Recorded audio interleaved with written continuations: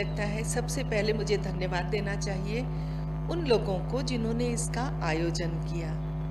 तो इसमें सिंगापुर से काफ़ी साधकों ने और भारत से काफ़ी साधकों ने मिलकर यहाँ काफ़ी प्रयास किया और जिन नेपाली भाई बहनों ने सहायता की उन सभी को तहे दिल से धन्यवाद, दिल की गहराइयों से धन्यवाद।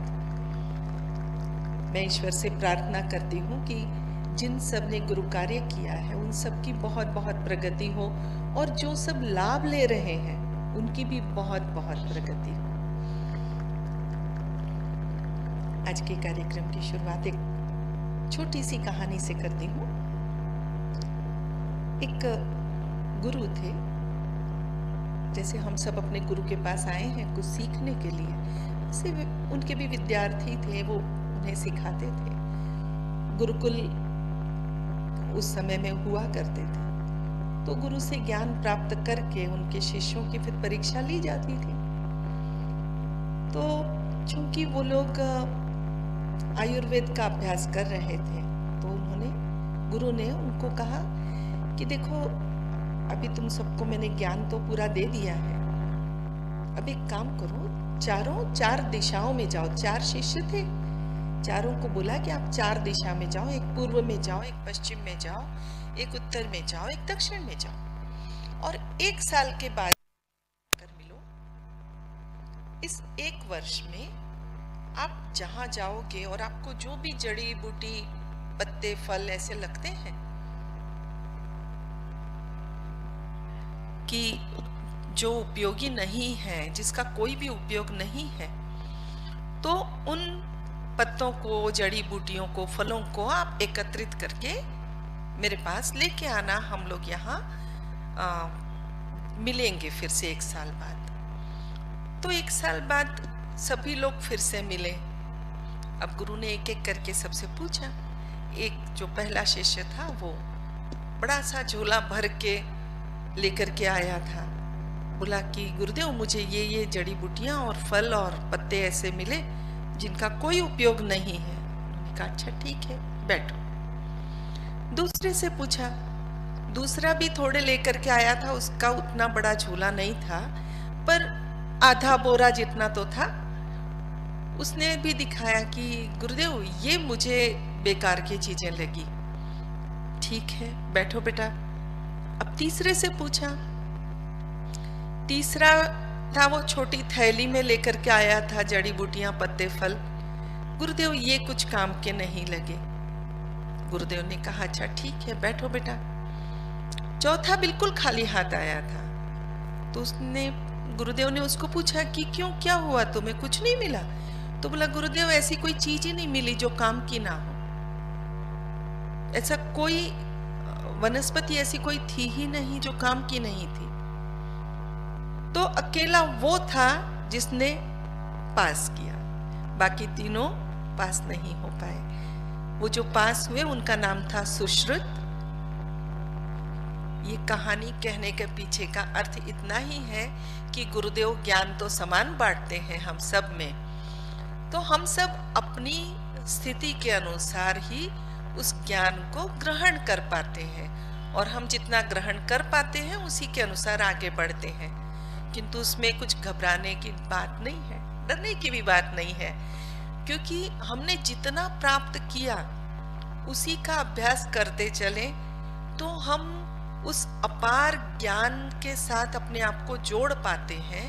क्योंकि समस्त विश्व का ज्ञान, फिर चाहे वो कोई भी वेद हो, पुराण हो, किसी भी धर्म का हम कहते हैं ना, उपासना पद्धतियों का कहें, उसका ज्ञान हो या कुछ भी, जितना ज्ञान इस विश्व में है, वो कोई भी विषय हो, वो सारा समस्त इस ब्रह्मांड में व्याप्त है। और हम जब ध्यान करते हैं तो अपने आप को उससे कनेक्ट कर पाते हैं, जोड़ पाते हैं। और जब हम उससे जुड़ते हैं, हम उसको समर्पित होते हैं, तो वो ज्ञान अपने आप हमारे अंदर स्थानांतरित हो जाता है, स्थापित हो जाता है, ट्रांसफर हो जाता है। तो मेरी ईश्वर से यही प्रार्थना रहेगी कि हम सब केवल समर्पित हो पाएं। समर्पित होना बहुत महत्वपूर्ण है, क्योंकि समर्पण में पूर्ण विश्वास, पूर्ण श्रद्धा, आस्था सब कुछ आ जाता है। तो ज्ञान का आधार समर्पण है, और ये समर्पण आत्मा का समर्पण है, शरीर की कोई बात ही नहीं है। तो आप जहां बैठे हैं, मैं कल के प्रश्नोत्तर सुन रही थी, उसमें एक बहन ने पूछा था कि हम इतने दूर बैठे हैं, पता नहीं हमें आपका संपूर्ण वो मिल रहा है कि नहीं, आशीर्वाद मिल रहा है कि नहीं।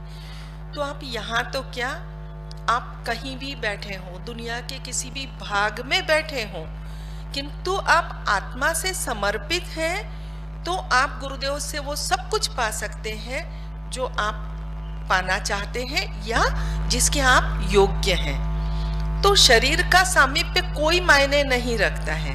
आप स्वामी जी से बिल्कुल सट के बैठ जाइए तो भी आप कोई विशेष नहीं पाने वाले।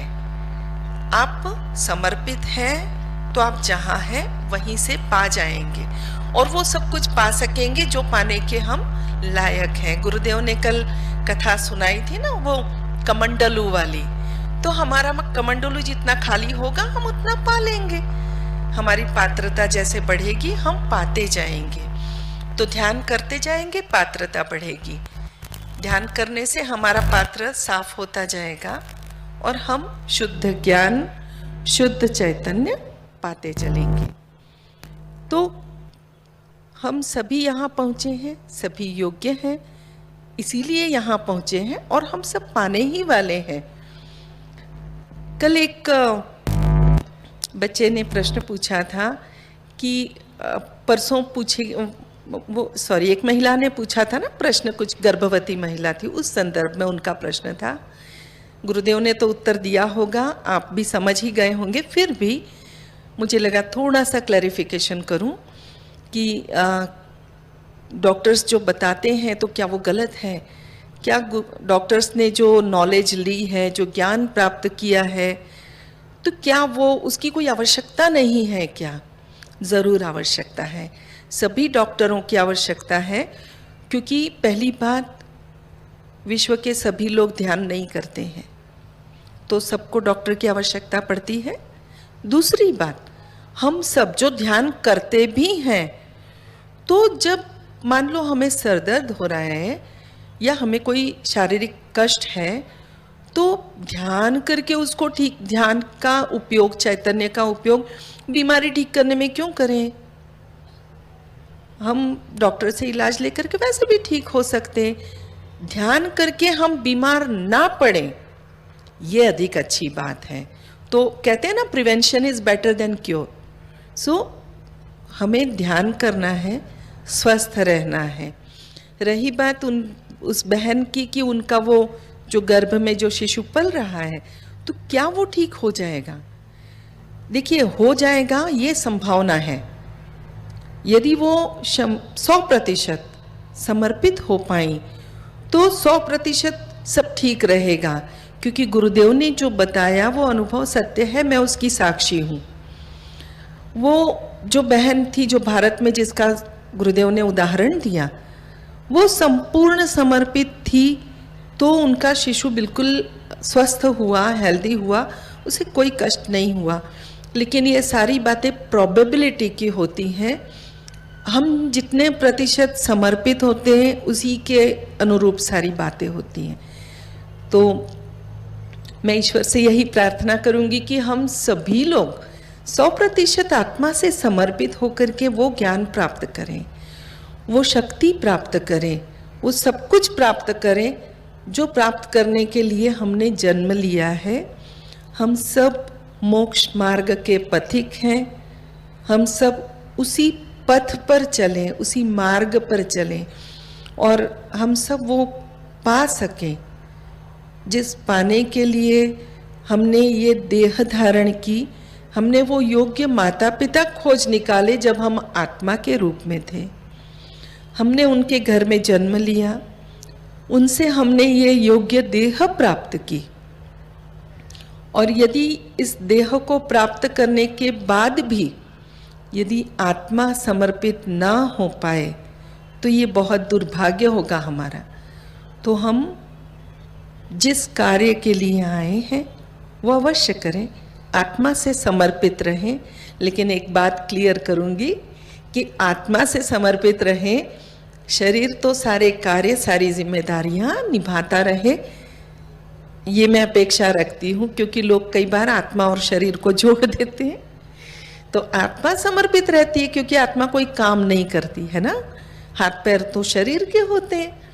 तो हमारे शरीर ने सारी अपनी जिम्मेदारियां निभानी चाहिए, एक बेटा बेटी होने के तौर पे, बहू होने के तौर पे, समाज का हिस्सा होने के तौर पे, राष्ट्र का हिस्सा होने के तौर पे, एक विश्व का नागरिक होने के तौर पे। हम इंसान हैं, इंसानियत के लिए काम करें।